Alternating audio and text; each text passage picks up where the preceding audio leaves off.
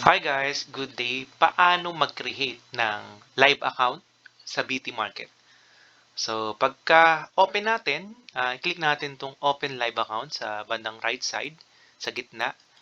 Once na nakapaggawa tayo, mamimili tayo kung anong application ng gagamitin natin.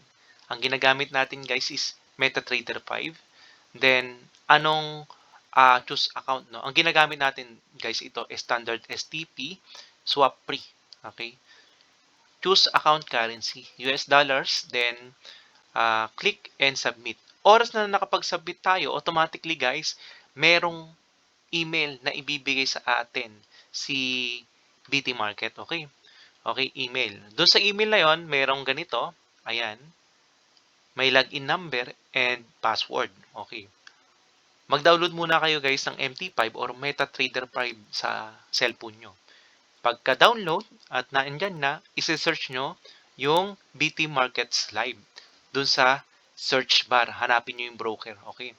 Once na na-search nyo na, hihingan kayo ng tatlo. Ano yung hinihingi? Yung login number, ito, yung password, and yung server, kung ano siya. So, ito yung server guys, BT Markets Live.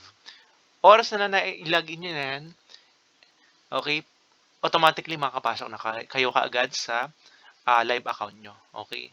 Pero bago ang lahat, kailangan nyo muna mag-deposit. Okay? Ayan lang naman yung deposit. Click nyo lang yan. Meron na kayong deposit. Okay? Meron naman akong tutorial dyan guys kung paano mag-deposit. Thank you so much.